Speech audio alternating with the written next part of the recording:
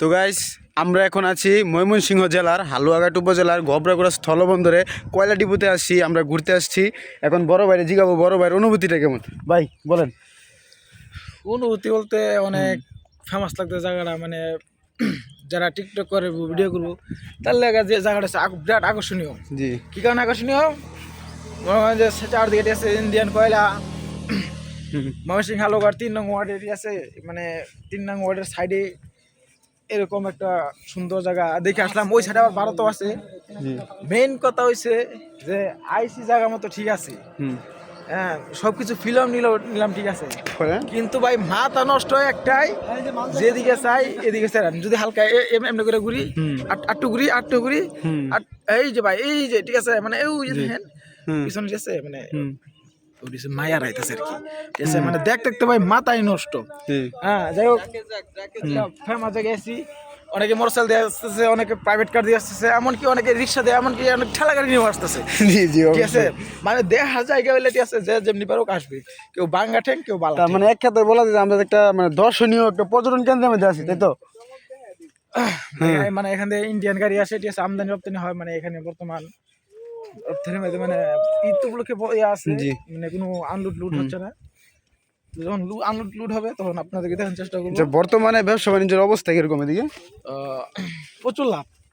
যদি এক গাড়ি কয়লা আসে কম হলে 1.5 লাখ টাকা লাভ। আচ্ছা, আপনাদের এলাকাতে কি অবৈধ কোনো মাল আছে? অবৈধ কোনো মাল আছে?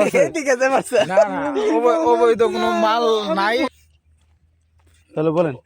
অবৈধ মানে আমি ভিডিওটা করতেছি, সামনে কিছু পুংটা রয়েছে, ঠিক আছে, যেমন পুংটারা মানে ভিডিওটা শিক্ষিত করতে দিতেছে না, এই যে ওদের কারণে ভিডিও ঠিকভাবে করতে পারতেছি না, যার জন্য যদি কেউ মাইন্ডে নিবেন না, সিরিয়াস কথাবার্তা। মানে যে বললাম যে 1 থেকে 1.5 লাখ টাকা লাভ কেমন জানেন? যদি যদি 20 টাকা হয় তো কয়লাটা ফুলে গেলে মানে গাড়িতে দিলে এক গাড়ি কয়লা হয় থেকে 2 থেকে 3 টন কয়লা বাইরে বৃষ্টির কারণে বাড়া যাওয়ার পরে মনে করেন যে ওইটা থেকে লাভ আসে, ঠিক আছে, আসলে দেওয়ার পরে মানে 1.5 লাখ টাকা লাভ আসে। আমি ব্যবসায় নামছিলাম, নামার পরে ওই লোকই আমি প্রথম গাড়ি থেকে 1.5 লাখ টাকা লাভ পাইছি। জি, তো পরে মনে হয়েছে যে আর কিছু ইনভেস্ট করি, যখন করলাম ভাই, ঠিক আছে, 1.5 লাখ তো গেছে লাভ খুঁজতে যায় আমার আরো 20 লাখ শেষ। কি করেন? হ্যাঁ, কেমন 20 লাখ টাকা কেমন শেষ? এই যে মনে করেন যে দিছি দিছি ও মানে আমদানি করার জন্য কয়লা আনার জন্য, ঠিক আছে, এলসি করার পরে এলাকার কিছু ভাঙচুরের কারণে, ঠিক আছে, মনে যে পুরটা গেছে বন্ধ হয়ে, মানে আমাদের যে ডিপোটা আছে বন্ধ হয়ে। বর্তমানে আমার গাড়িটা লাইনে ছিল, ঠিক আছে, গেটটা পারলে বাংলাদেশে আসে, এমন সময় গাড়িগুলো ব্যাগ গেছে। এই ব্যাগ যাওয়ার কারণে যে এমন একটা গোয়া মারা গেছি না, তো মানে লাল হয়ে গেছে, সব লাল। তো মর্মান্তিক বিষয়, বুঝতেই পারতেছি, মানে এটা কষ্টকর বিষয়। আর বলা দরকার নাই, ঠিক আছে, আর বলার দরকার নাই, না বলা দরকার। ঠিক আছে, ভালো থাকবেন, আসসালামু আলাইকুম। আল্লাহ হাফেজ।